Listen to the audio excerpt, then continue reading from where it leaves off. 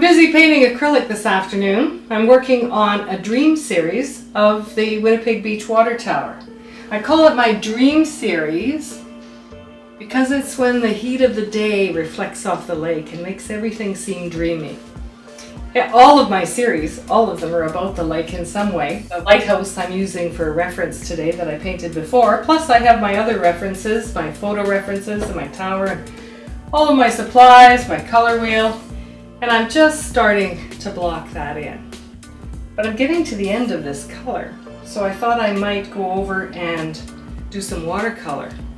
You can join me over there. You'll find out why I say I have lake water in my veins. I'm at my watercolor station now and I'm working on that. I do like to work on more than one thing at one time, so that's one of the challenges I have, is making myself focus on things. I'm Gayle Halliwell. I'm at Studio 44 on the Wave.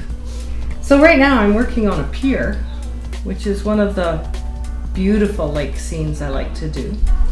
This one, I'm working on the waves right now on the watercolor.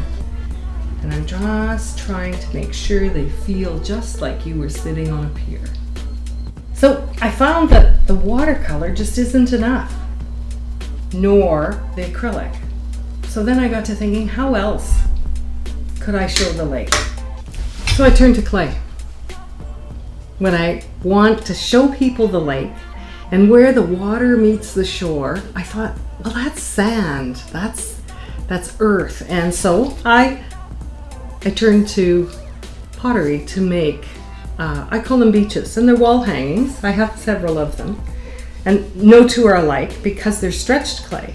I've done workshops in this kind of thing too, but my clay work ends up mimicking the lake. So these I call beaches, and it's about where the water meets the clay. And I press fish bones and things I find on the shore into the clay, and then I stretch it into watery shapes. So when you come to my studio, you'll see that I love the lake, although I am influenced by other things too, things that I see, and maybe that's the artist's eye. It just, if I see it, oh my gosh, I have to paint it or something. But so my clay, I work on that as well and try and show people the lake and what I experience about the lake. I love to be challenged, and experimenting with different mediums challenges me.